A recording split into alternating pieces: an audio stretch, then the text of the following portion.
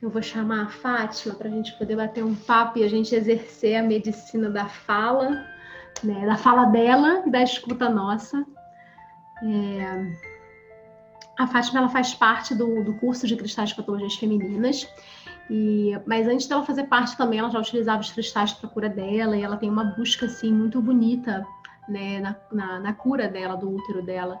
E eu acho que ela compartilhar isso com vocês é muito mágico, né? Então eu convidei ela para estar com a gente nesse evento, para ela poder estar contando um pouco dela, da história dela, né, do que ela está fazendo para alcançar esse lugar da cura, né? Para ela poder estar aqui abrindo essa tenda vermelha com a gente aqui, sendo esse lugar da fala, né?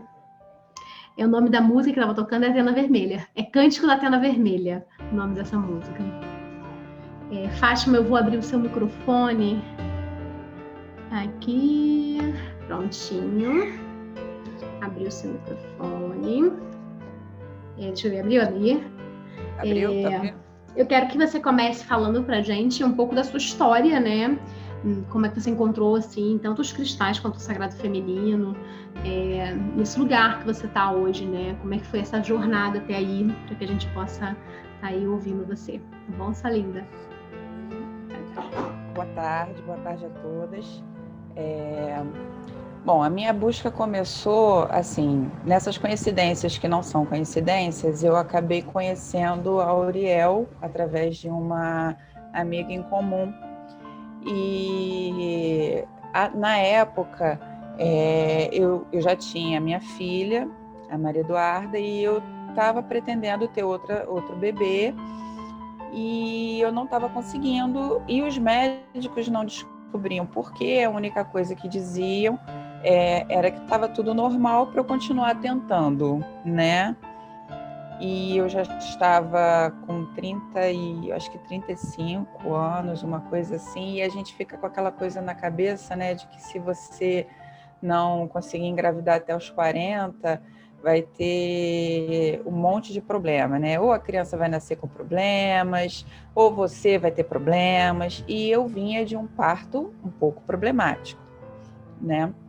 E eu comecei o tratamento com os cristais. E daí começou a vir a necessidade, antes mesmo de descobrir que o que eu tinha era uma endometriose, né? Que por incrível que pareça, mesmo fazendo essas coisas que eu não sei explicar, né? O universo talvez explique melhor. Fazendo ressonância, fazendo todos os tipos de exames que os médicos diziam que eram de última geração, que constatariam qualquer problema, e eles não conseguiam ver a endometriose. Até que eu descobri com o tempo, e eu comecei Primeiro eu fiquei muito chateada, porque você tem o veredito que você não pode mais ser mãe, você não consegue mais ser mãe com endometriose, né? E aí eu fiquei, eu me lembro que nas conversas que eu tinha com a Auriel falava assim para mim, mas não é bem assim que não pode ser mãe, essa é coisa que os médicos falam, né, por não saber, por estar limitado a um padrão, né? E eu continuei com o tratamento, tive que parar o tratamento com os cristais, precisei parar por conta da nossa vida corrida, mas alguma coisa realmente me chamava para esse lado, para eu mergulhar no sagrado e mergulhar no mundo dos cristais. E foi através desse mergulho que eu fiz, que eu me permiti, né? Porque por mais que tenha um chamado, você precisa se permitir, né? E durante muito tempo eu permitia que o trabalho falasse mais alto, que a família falasse mais alto. Aí teve um ponto que eu falei, não, chega, sou eu que tenho que cuidar de mim, eu tenho que olhar para mim do jeito que eu sempre soube que tinha que olhar.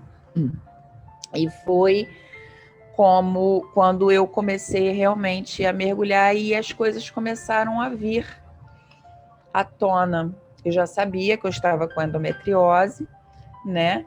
Mas é aquela coisa, né? Você pergunta mas por que eu tô assim? Por que isso aconteceu comigo? Aí o médico fala, ninguém tem explicação, só acontece, né? Acontece. E eu eu não, nunca, como eu falo assim, eu não fico conformada, eu não me conformo com uma explicação tão pequena assim, né? Tem que ter um fundamento. Por que algumas... Aí eu comecei a pesquisar também, por conta própria. Aí eu via que tinha mulheres que, mesmo com endometriose, engravidavam. Endometriose profunda, mulheres com endometriose e sem o ovário, porque perderam o ovário por conta da endometriose e engravidava. E eu falava, gente, isso para mim é tudo um mistério. Aí eu meio que deixei de lado a questão de engravidar, de lutar para engravidar, para tentar descobrir a minha história antes de mais nada, né? E o que acontece? Deixa eu só beber água, porque a garganta seca.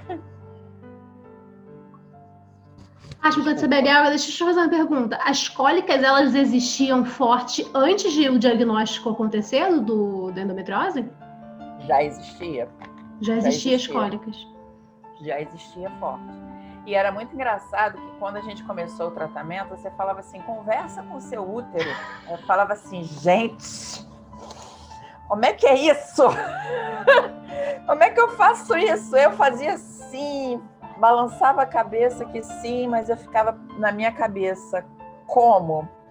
Né?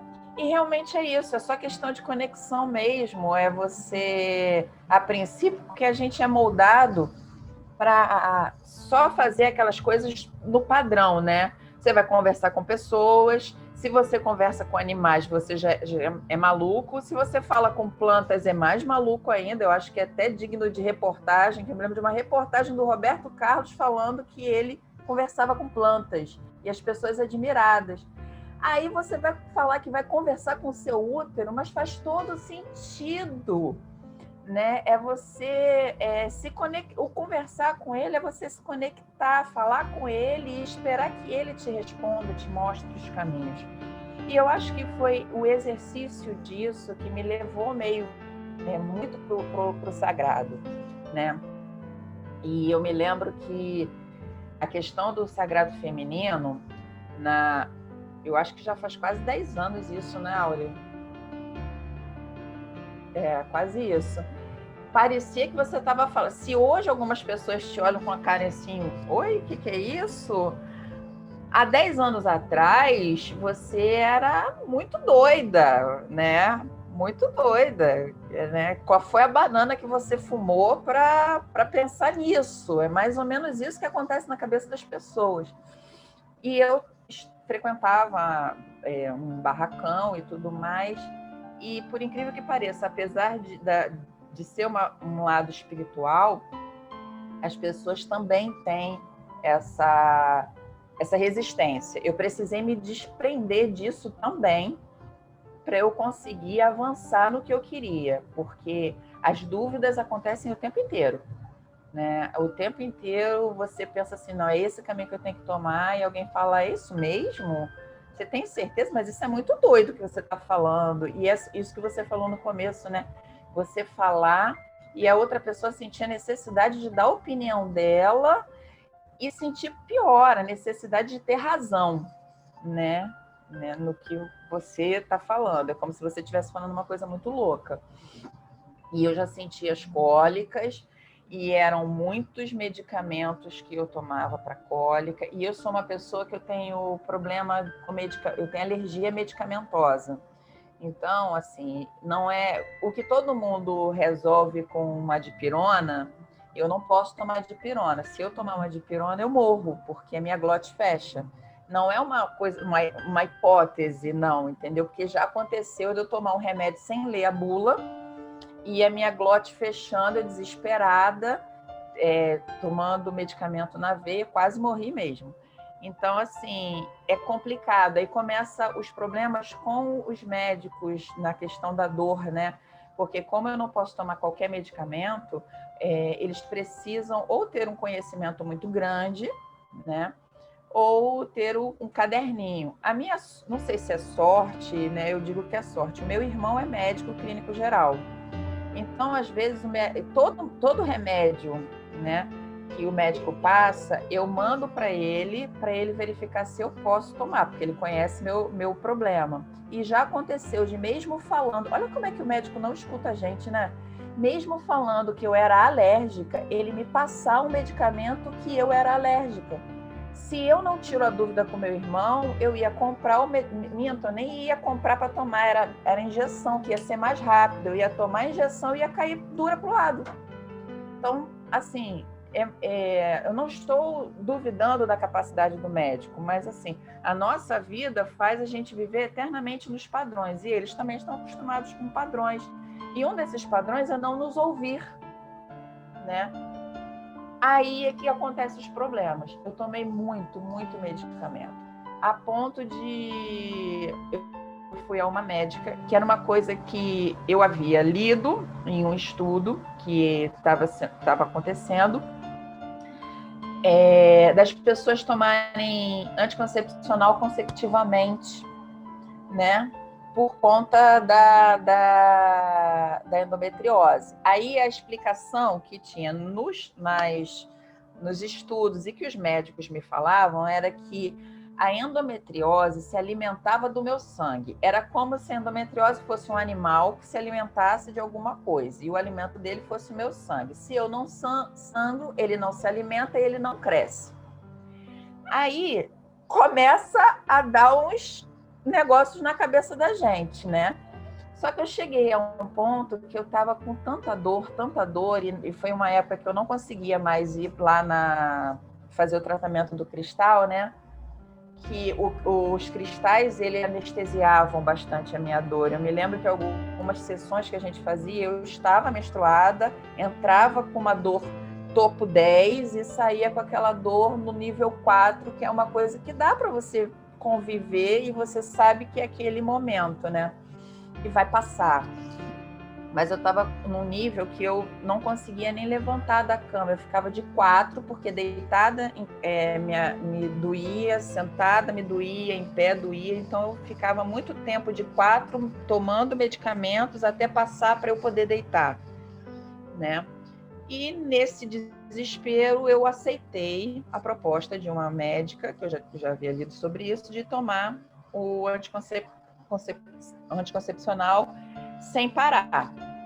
Aí eu tomei uma cartela, emendei a segunda, na metade da segunda eu tive uma trombose. E na minha, assim, o médico que me examinou, depois examinou minha perna, falou assim: minha filha, você, não sei no que você acredita, mas que te segurou, porque eu já vi trombose mais leve do que essa e a pessoa ficar internada e morrer, né? Eu só senti uma dor muito grande na perna. A minha perna fez uma marca roxa enorme, que parecia que eu tinha sido atropelada, minha perna quase toda ficou roxa. Eu fui ao médico e esse roxo doía muito quando encostava. Eu fui ao médico e quando ele examinou a veia, que ele colocou aquele aparelhinho que é igual o aparelho de escutar o coração, né? Só que é para a perna, parecia que era sabe quando aquele barulho de cano escapando água, né? A minha veia estava assim, ela rompeu dessa forma. Eu precisei tomar medicamento para as minhas veias resistirem àquela situação por causa do anticoncepcional. Aí, o que você faz? Você volta na médica e comunica. Olha só, aconteceu isso, com o laudo do médico. Ela fala, não tem problema não. A partir de agora, você vai tomar um anticoncepcional mais fraquinho, tá? Aí Então, eu fiquei tão abismada que eu não consegui perguntar, falar mais nada. Eu falei assim, na minha cabeça, como assim? Eu acabei de sofrer um problema por causa de um anticoncepcional, eu vou continuar colocando hormônio dentro de mim, mesmo que seja em dose mais fraca, se antes, né, os seres divinos me mantiveram viva, né? Será que agora vai acontecer? Eu com a receita na mão, e eu me lembro que na época eu estava casada, meu ex-marido falou assim, você não vai comprar? Aí eu fiquei com aquela receita na mão e alguma coisa dentro de mim. Aí é que eu falo, né, que é esse hábito que, né, do falar com o útero, falava, não, chega, nem era para ter começado isso, né? E eu não continuei. E realmente, aí quando vem um sangue muito mais doloroso do que os anteriores. A sensação era a sensação de morte mesmo. Você fica assim, parece que a dor é tão grande que você quase que pede desmaiar para ver se você para de sentir a dor, né? E aí eu voltei a mergulhar, né? Realmente eu falei, não, chega, eu tenho que me tratar de outra forma, porque eu já vi que médico não dá. E eu tentei emagrecer, fui ao meu irmão e falei assim, poxa, Maurício, eu queria emagrecer, e ele é daquele tipo de médico que ele mede até o fio do teu cabelo, né? Mede para cá, mede para lá, vira, bate, tal, passa todos os exames. Aí ele virou para mim e falou assim, você tá com gordura no fígado, né? E muito disso é da quantidade de medicamento que você tá tomando. É muito medicamento. Você tá a ponto de ter uma hepatite medicamentosa de tanto, por isso que você não está conseguindo emagrecer. E o meu problema do emagrecimento não é questão de beleza, não. É porque eu tenho um problema no joelho, condromalácia, né? E o peso, ele faz com que meu joelho falhe. Então, eu preciso estar num peso que meu joelho aguente, né? E eu estava com 92 quilos. Eu precisava emagrecer. Ele falou assim, você não vai conseguir emagrecer enquanto você não se livrar desses medicamentos e limpar o teu fígado. O teu fígado, ele precisa ser limpo urgentemente. Aí eu falei, como eu vou ficar sem medicamento e com dor? Aí os desesperos, né? Aí volta de novo a questão da busca através dos cristais e do sagrado. Aí realmente não teve jeito. Esses foram os pontos. E assim, a endometriose é uma doença que ela não é só uma coisa localizada no seu útero. Além dela fisicamente se espalhar pelo seu corpo e causar outros danos, por exemplo, hoje eu tenho a minha bexiga colada com o meu útero.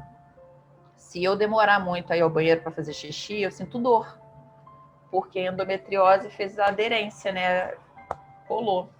E ela, antes de tudo, ela começou a se espalhar, dava dor na coluna e tudo mais. E vem também a depressão. E a depressão vem com tudo. Vem a questão de eu não ter conseguido engravidar, me sentir culpada por causa disso, me sentir culpada pela endometriose. Porque, a princípio, ninguém te explica o que é, né? A medicina normal, ela não explica. Até hoje, se você perguntar, vai ter a mesma resposta. Ninguém tem explicação por que começa. Ela só começa. Mas nada começa do nada, né, Áurea? Nada é assim, não tem motivo, né? Exatamente, né? E a endometriose, ela causa dor, né, muito profunda. E a dor tira a gente do eixo, né? Porque sentir dor faz a gente ficar num desequilíbrio terrível, né? Total. Não dá para trabalhar, não dá para viver, não dá para fazer nada. Né? E conversar com o útero, né? Eu acho que existe um momento que você tá com a dor, né? Que ela chega num lugar que você já tentou tudo, né? Que já tentou remédio, então nada funcionou, que aí é como se você tivesse anestesiado o cérebro de dor. Né? E aí é a hora que você consegue realmente ouvir o som do seu útero, né? Pelo menos comigo já aconteceu assim, né? Que você tá em um grau assim tão profundo, daqui a pouco aí parece que tudo silencia, e aí você só escuta o vácuo do útero, né? Aí é aquele momento que você fala assim, caramba, agora eu consegui chegar no lugar que eu precisava, né? Porque a dor, ela acaba sendo uma alavanca meditativa, né? Infelizmente. É como se fosse o útero chamando a nossa atenção a qualquer custo. E aí, quando você não tem outra alternativa, no teu caso, então, que teve alergia a vários medicamentos, né? E não teve outra alternativa. Aí você para e fala, é aqui, né? E é esse lugar, né? E eu não sabia da trombose, olha que interessante. Eu tive, e assim, foi assustador, porque assim, eu fui dormir bem, No meio da noite eu acordei com uma dor lancinante e minha perna roxa. Olha só. Realmente, assim, foi o que o médico falou. Olha, foi alguma coisa divina que você acredita que segurou, porque normalmente isso que acontece normalmente leva a pessoa a óbito, pelo menos a uma internação. E eu saber que poderia ser alguma coisa, já me dizia que aquela quantidade de hormônio não ia me fazer bem.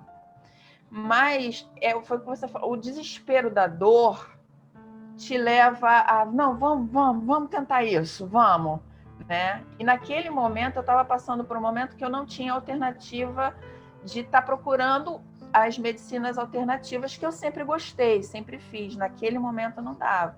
E isso, uma coisa que é engraçado, que você tenta explicar essa dor para uma outra pessoa, só entende quem já teve, né?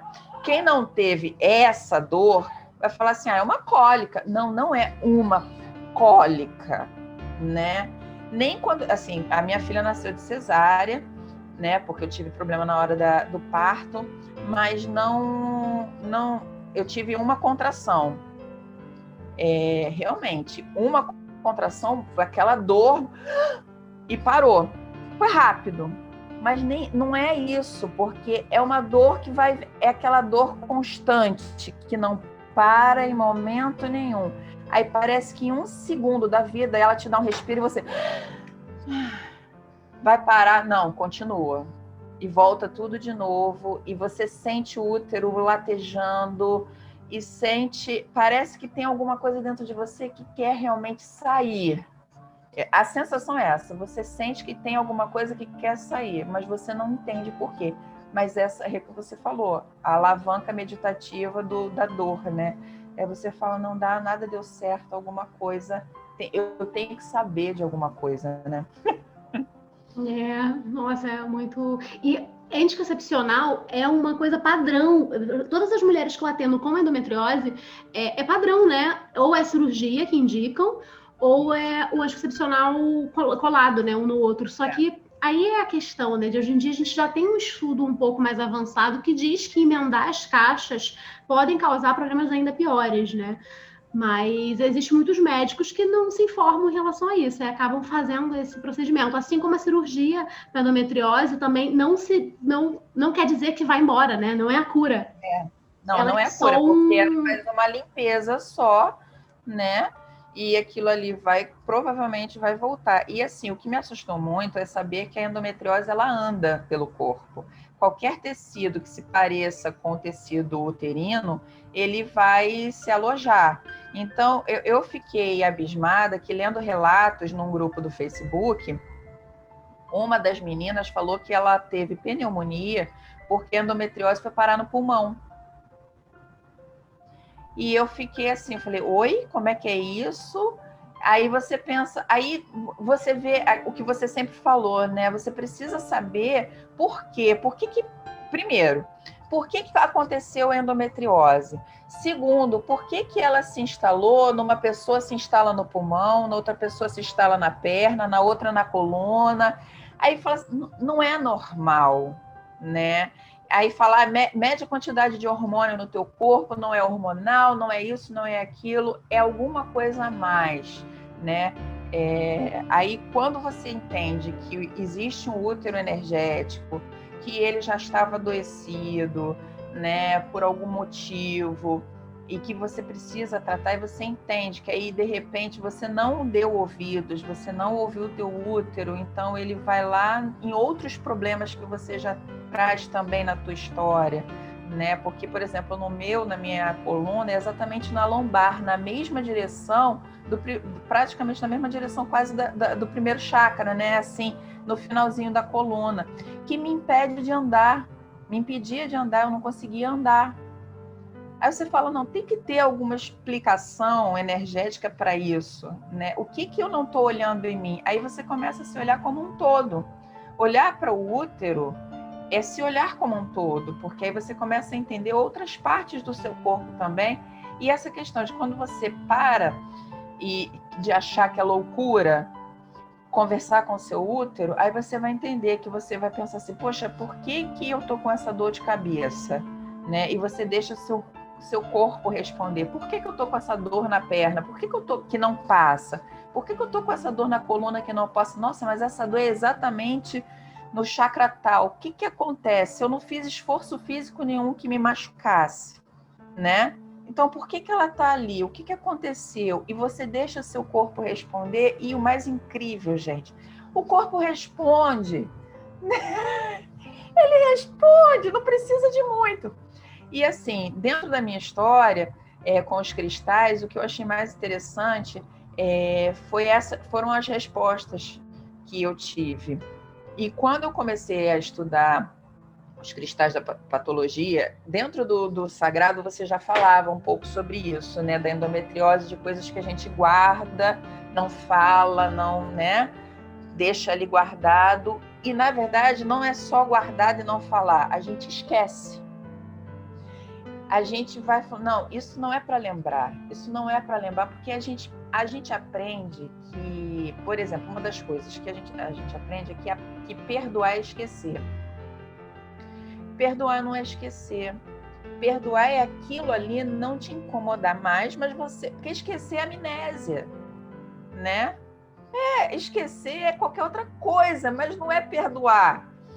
Então, assim, conforme eu fui vendo, estudando, passando pelos cristais, eu fui desencavando coisas que eu realmente coloquei naquele lugar, naquela caixinha. Eu botei numa caixinha preta, botei cadeado, enfiei dentro de um saco preto, dei 7 nós e guardei, para não me incomodar mais, né? Para nem sentir a necessidade de falar que eu não tinha gostado, que aquilo ali me fazia mal. E foram surgindo coisas engraçadas quando você perguntou assim, você faria e tal? Então, tá, tudo bem, faria. Bom, vou botar. Aí eu fiquei pensando o que eu vou contar. Aí uma coisa tão boba que realmente, depois desse tempo todo, eu não lembrava. Mas do nada veio na minha mente que eu tinha por volta da idade da Duda, né? Os 13 anos. E eu tinha um sangramento muito grande. Eu sangrava de eu tô com 45, né? Eu com 13 anos já faz um tempinho. Então os absorventes não eram anatômicos como hoje em dia né? Era um tijolo de algodão.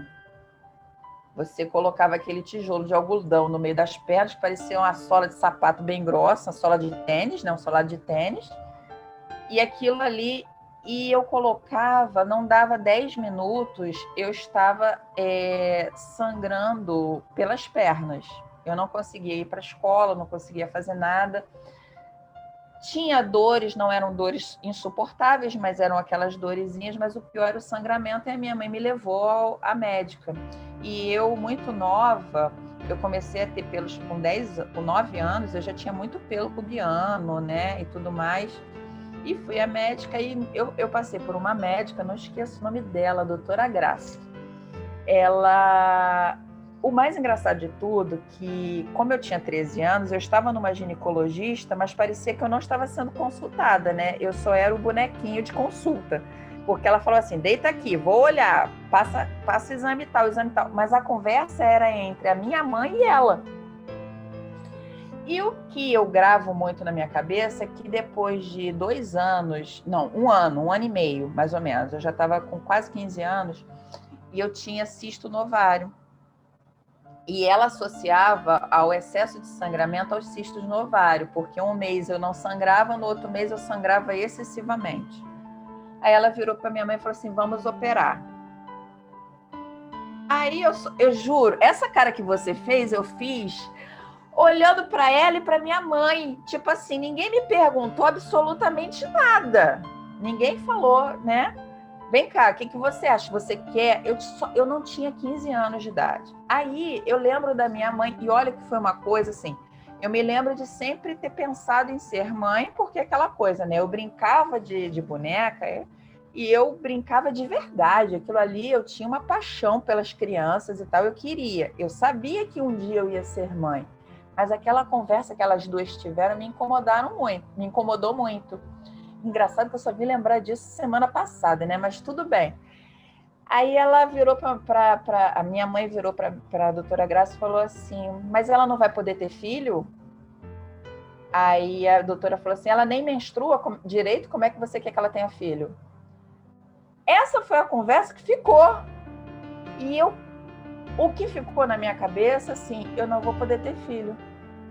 É o que ficou na minha cabeça. De uma conversa que não foi nem comigo, foi as duas aqui. Parecia que eu era um ser invisível e as duas aqui conversando, né? E isso veio na semana passada, eu me lembrei disso, numa pergunta que eu fiz assim, o que eu vou contar? Você está entendendo? É assim, é você desencavar. Aí quando você começa com os cristais, eu comecei a ver todos os abusos que eu passei, todas as violências que eu passei e que eu Isso foi depois do curso, Fátima? Conforme você foi fazendo o curso? Isso, foi agora, foi semana. Eu lembrei disso essa semana. Assim, o meu processo, eu tenho trazido à tona lembranças aos poucos de muitas coisas, mas depois que eu comecei a fazer o curso, com as meditações e tudo mais, começou a pipocar lembranças mais antigas, entendeu? Aquelas que realmente... Gente, eu não me lembrava, para você ter noção, eu não lembrava nem do fato, eu consegui lembrar do fato e do nome da médica. Eu troco o nome das pessoas, eu troco o nome da minha filha, eu chamo a minha filha às vezes, quando eu estou com raiva, que ela faz uma besteira, eu grito o nome do pai dela sem querer. Quer dizer, eu troco o nome das pessoas, eu consegui lembrar o nome da médica, para ver como isso ficou marcado e eu guardei. E hoje eu entendo que esse esconderijo é onde está a minha endometriose. Que se hoje, assim, eu não sinto aquela dor que eu sentia, eu não tenho dores gritantes, eu consigo viver, consigo trabalhar, né?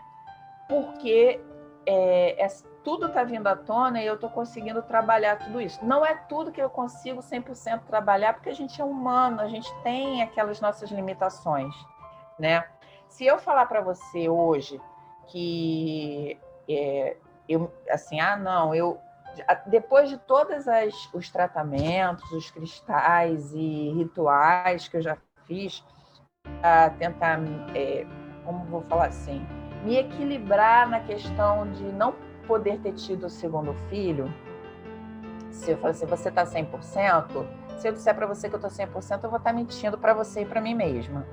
Isso é um processo que eu acho que eu ainda estou no caminho, né?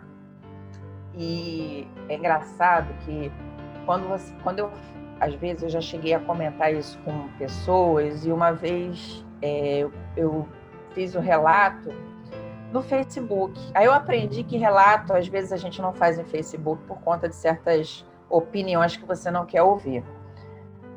Mas eu fiz o relato porque uma menina falou assim, mais alguém passou por isso? Era um relato parecido com o meu, entre aspas, né? Porque, assim, a questão dela não conseguir ter filho, endometriose também, e ela ter problemas emocionais e tudo mais. Aí eu fiz o relato.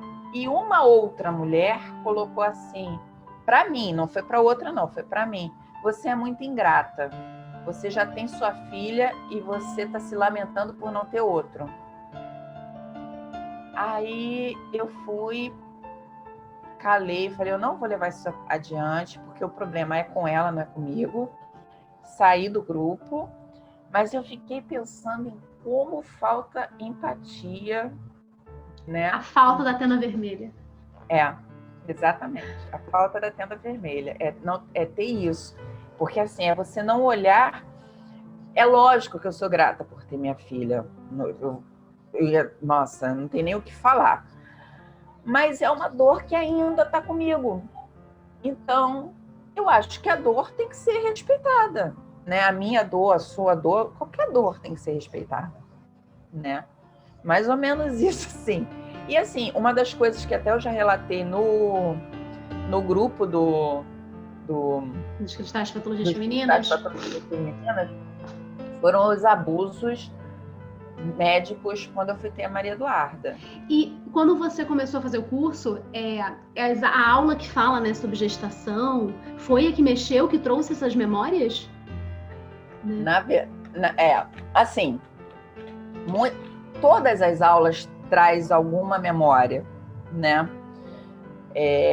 Específica, realmente, da gravidez, me trouxe bastante memória, assim, como é que eu falo? Mais claras, aquelas memórias mais claras, né? Quanto a isso, agora, a aula que mais mexeu comigo não foi exatamente sobre a gravidez, foi sobre mioma. Né? Eu não tenho mioma. Quem tem mioma é minha mãe. Quem teve, aliás, a minha mãe teve o útero retirado, né? E eu me lembro na época que ela sofria tanto com a questão do mioma que ela ficou com raiva da médica porque a médica não tirou tudo. Né? Aí a médica falou assim: Lúcia, eu não posso tirar tudo, tem uma parte que tem que ficar em você. Aí eu não sei, né?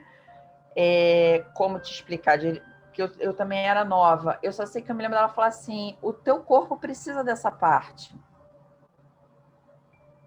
E a minha mãe, não, tinha que ter tirado tudo, porque ela também tem a lembrança que ela acha que a minha avó morreu com algum problema parecido, porque pouco antes de morrer ela sentiu uma dor muito forte, sentiu alguma coisa como se estivesse rompendo dentro dela na direção do útero. Só que a minha avó teve 17 filhos, tá?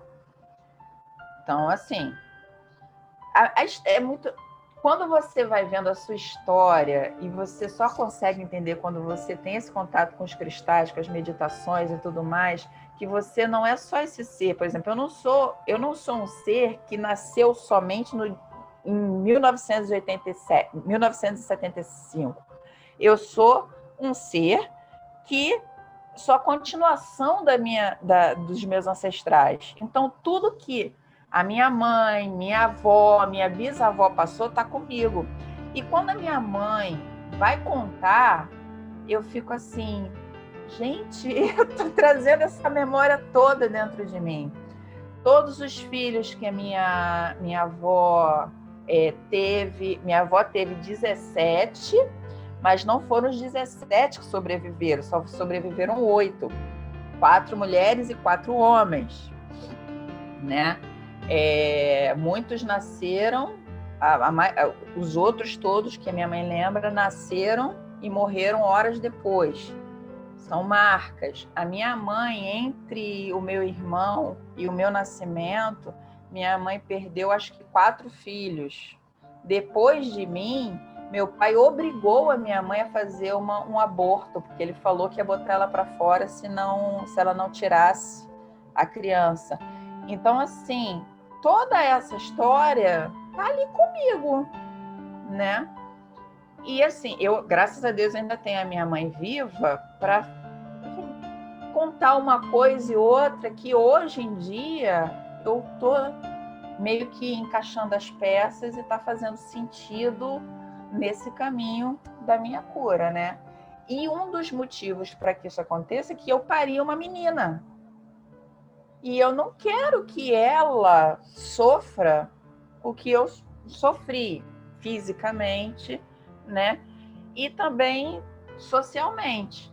Porque, por exemplo, eu conto para ela o que eu passei e conto na frente dela que eu passei quando eu fui para o hospital, que, na verdade, assim, hoje fazem 14 anos, né? Que quando for 6 horas da tarde, vai fazer 14 anos que eu estava correndo para ir para o hospital, porque eu estava com metade do meu rosto paralisado, né? Porque eu tive pré-eclâmpsia. Teve muito sangue? Você lembra da memória do sangue? Então, eu não vi, porque o meu estado estava tão grave naquele momento, né? Que eles me amarraram, porque tem o risco de se debater, né? Da pessoa se debater durante a operação. Então, eles me amarraram, parecia o Jesus Cristo, né? Com o braço de um lado, o braço do outro. Amarraram minhas pernas também. e eu não vi, mas eu ouvi o médico falar. Porque o que acontece? Eu comecei a sentir problema de pressão alta quando eu entrei de férias. Eu entrei de férias em dezembro, minha pressão começou a oscilar. E eu comecei a tomar medicamento para controlar a pressão. Quando foi na minha última consulta, que foi no dia 17, a médica me deu 4 medicamentos para controlar a pressão e a pressão continuou subindo. Foi quando, às 6 horas da tarde, meu rosto paralisou, eu já estava com a máxima 16. A mínima estava 12, 16 por 12. Aí o Lavnis começou a correr atrás de uma forma de me levar ao médico.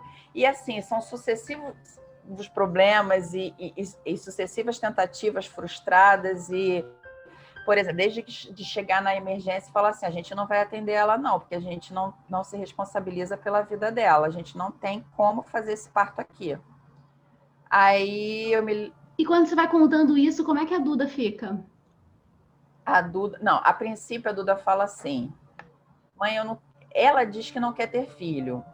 E ela diz, eu falo assim, mas é porque, pelo que a mamãe passou, ela falou, não, eu não quero ter filho porque eu não quero ter o trabalho que você tem comigo.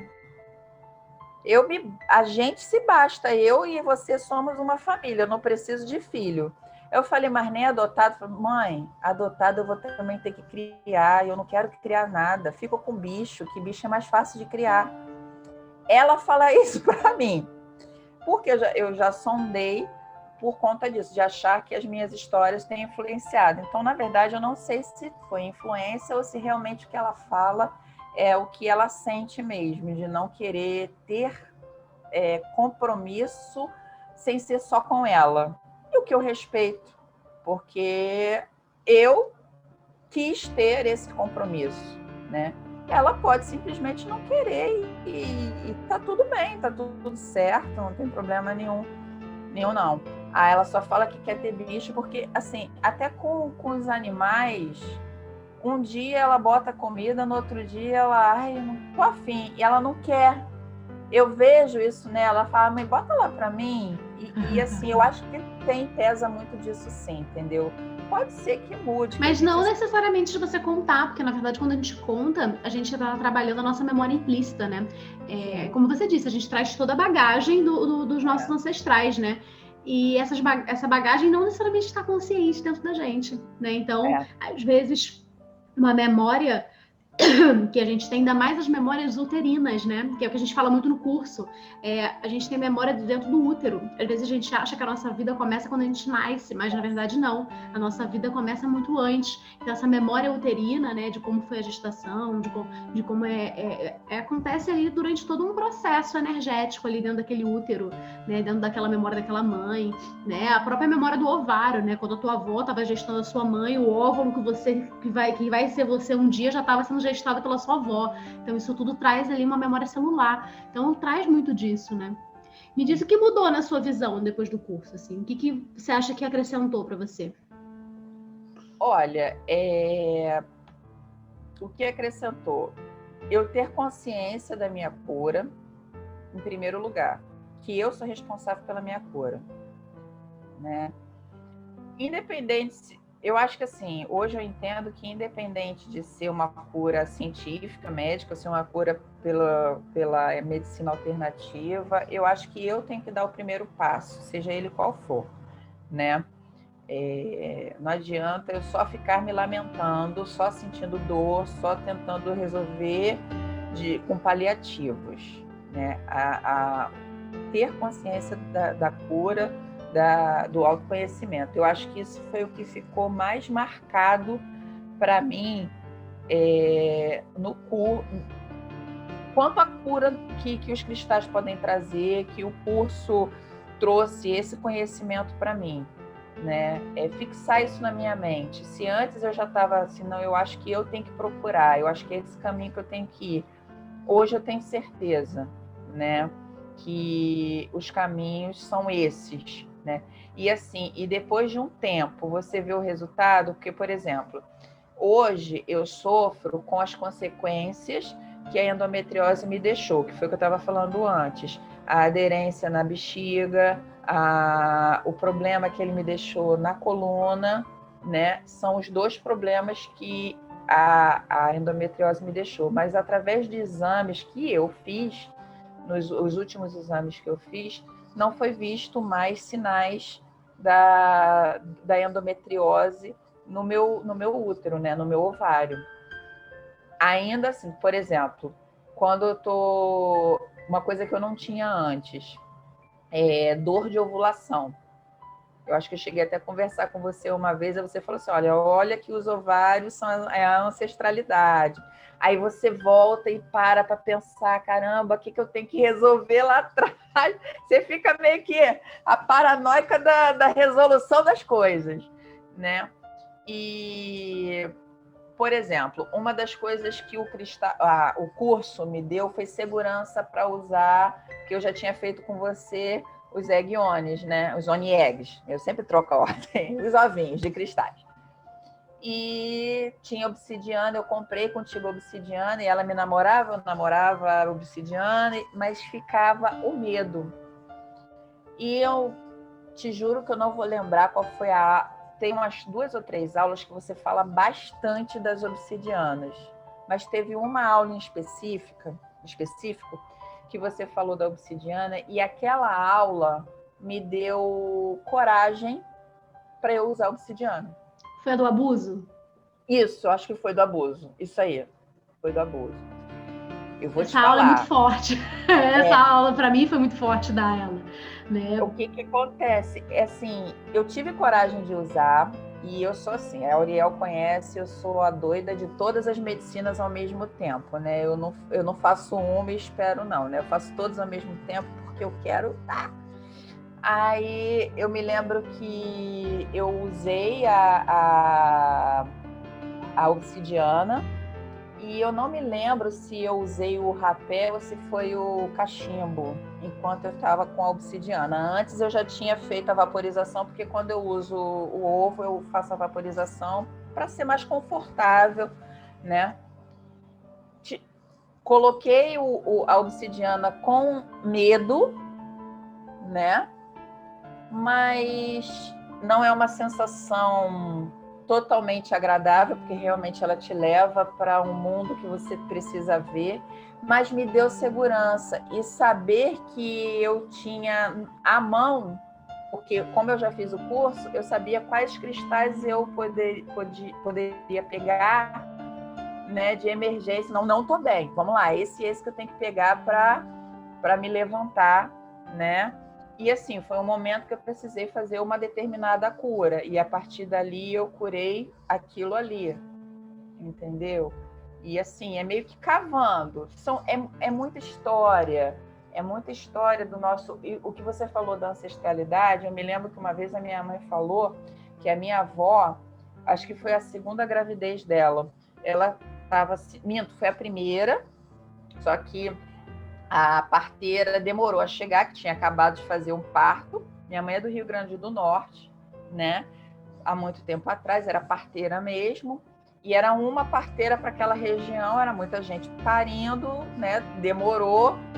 Aí a minha mãe contou que a minha avó falou que ela foi lá, esquentou a tesoura, ferveu a tesoura, passou todos os paninhos, isso sentindo as contrações, passou todos os paninhos, tomou um banho, se deitou, e a parteira chegou com a criança já nascendo. E o segundo parto, nem parteira chegou, não deu tempo. Ela mesma que cortou um bico. Não, foi segunda não. Foi uma depois da minha mãe.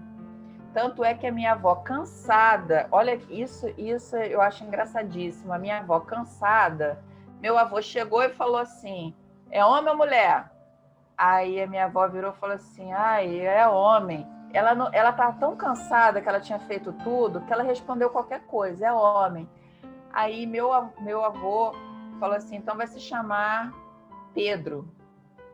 Aí quando minha avó acordou, não é homem não, que te disse, foi você que disse que era homem. Ela, mas eu não lembro que disse que era homem, não é homem. Aí botou Maria José, é a tia Zeca. Maria José, mas o meu avô nunca chamou a minha tia pelo nome de Maria José, só chamava de Pedro. Até morrer, ela continuou chamando a minha tia, ele continuou chamando a minha tia de Pedro. Nossa, que louco, né? E eu não sei se isso tem algum reflexo a ver. A minha tia não conseguiu ter filhos também. Olha só que loucura, né? É nossas memórias, né? O útero, gente. Eu digo que o útero, ele é como se fosse uma bomba, sabe?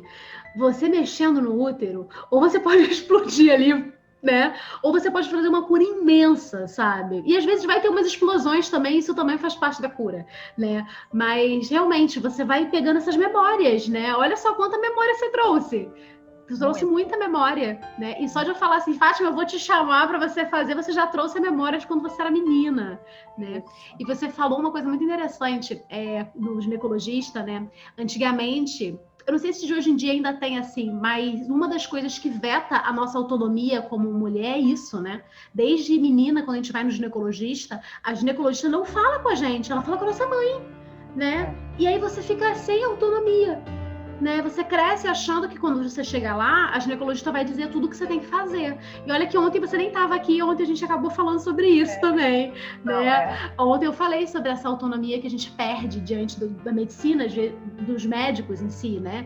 Justamente porque eles estão tão acostumados com uma era onde as mulheres chegam e fazem isso e elas fazem, e nessa era da informação, onde você tem informação ao seu dispor, você tem acesso a um artigo científico que saiu, sei lá, recentemente, você já chega com a informação para o médico, né? E os médicos ficam assim, como assim você sabe mais do que eu, né? Então, na verdade, eles se sentem muito das vezes agredidos mesmo, né? Pelas mulheres. E por conta disso, né? Por conta daquela mulher chegar já sabendo, ela já está querendo recuperar uma autonomia. E a partir do momento que você faz diferente com a sua filha, que você chega e fala com a médica você, é seu corpo. Você já está dando para ela um lugar que te tiraram.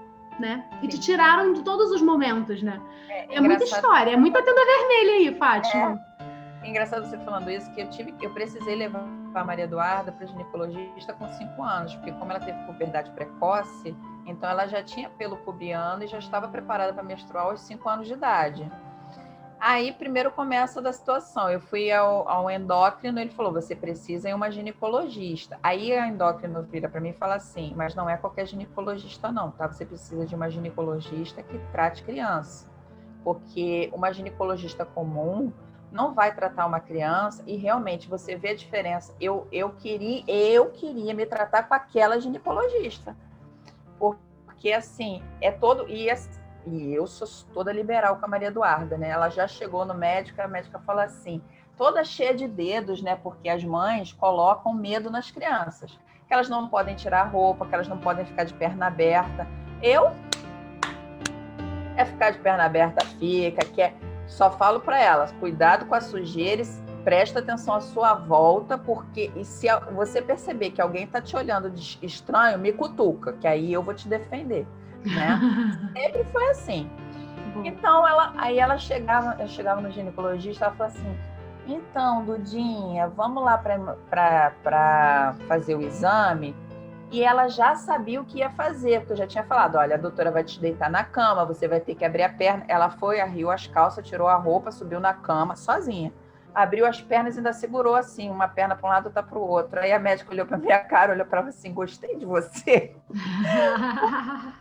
Né? Tudo é autonomia para ela, isso é muito autonomia. Importante. E perguntar, o que você falar no médico? Isso que você falou, o médico olha para mim e fala assim, mãezinha, o que ela está sentindo? Aí eu viro para a Duda e falo assim, fala o que você está sentindo. Que bonito. Entendeu? Isso. Ai, Fátima, muito obrigada, assim, por você estar falando isso. Isso é muito legal, sabe? De estar aí. Eu queria ficar ouvindo mais e mais. Como é que tá aí? Vocês estão... Você se entretém aqui na história do outro. Me diz uma coisa, se você tivesse que deixar uma mensagem agora, assim, para todas as mulheres, o que você deixaria? Primeiro de tudo, que somos capazes de nos curar, ponto. Acreditar nisso. Acreditar que a cura está na gente. Né? Eu não estou falando para você dar de doida e falar assim, vou largar todos os medicamentos. Não, não é isso. Entendeu? Mas é você saber, até nessa questão de contestar o médico, o que teu corpo pode, o que teu corpo não pode, não permitir que aconteça com você, isso que aconteceu comigo, de eu não contestar o médico quanto ao anticoncepcional, e, né, ficar por isso mesmo, até porque, mesmo depois, quando ela falou que era para eu tomar um medicamento mais fraquinho, era para eu ter falado para ela que eu não ia tomar, mas eu fiquei tão impressionada com aquilo que eu não me permiti aquilo que eu sabia colocar para fora, expressar. Eu preferi não voltar ao médico, aquela médica, né? Então, eu acho que o principal é acreditar na nossa cura, que nós somos capazes de nos curar, e para isso a gente precisa se olhar, tá?